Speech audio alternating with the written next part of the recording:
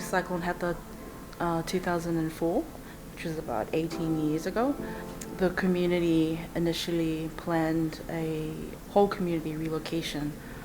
However, I think the processes or the community's readiness, there were no plans, because it was such a new concept to understand. There were some lessons there that we need to learn from.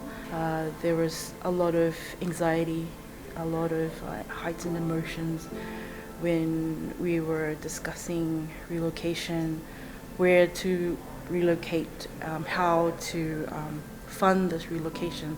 It was a traumatic time for us to when the Category 5 cyclone happened. So it is very emotional for me, and so this is one of the reasons why I'm in this space for my community.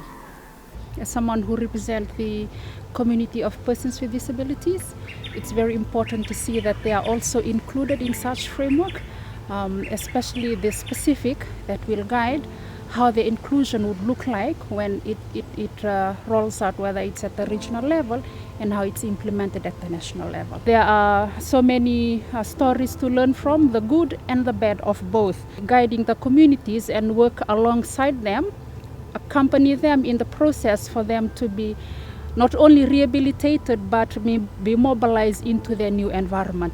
I always say that I am the product of migration.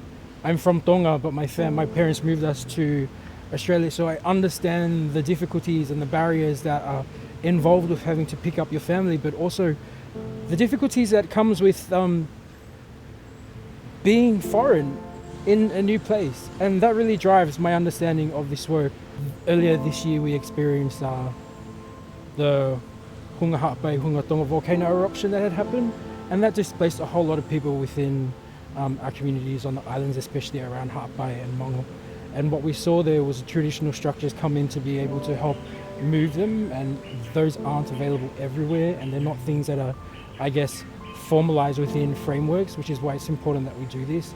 But I think it's important to take our lessons from how that had happened and how we can also, apply that everywhere else in the Pacific. There are a lot of lessons that we learn from that.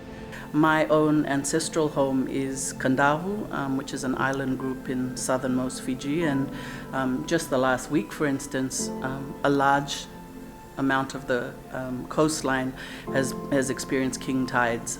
So there's lots of ways that we're affected by climate and that people are making decisions. So I went to Australia in '96, and the first time I went back to Tonga was in 7 years' time.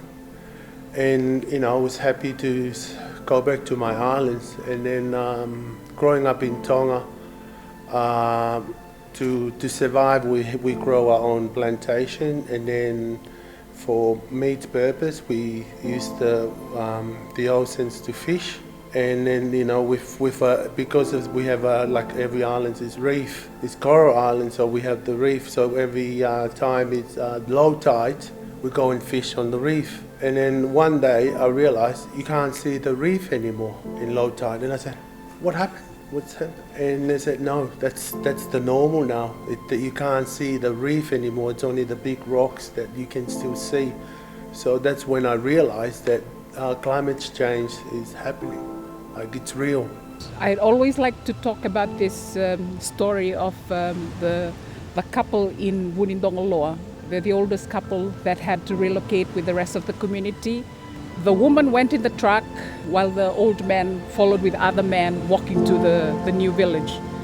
I guess when she reached the new village, she realized that her belonging did not come with her. And for us, welcoming people in your home, we often spread a mat. When her belonging has not been brought in, she felt she was still a foreigner in this place. The mat in itself is a symbol. It's woven in different strands, therefore calling each and every stakeholders, partners, even communities. They play a very important role in these different strands. in the process of relocation, it is important, therefore, when we're talking about the movement of communities, movement of people, that they are also on the mat. They're sitting with us on the mat. If we are looking around and we see that there are other stakeholders that are not sitting on the mat, there's opportunity to bring them on board. Their views, their perspective is just as important as other stakeholders who are already present.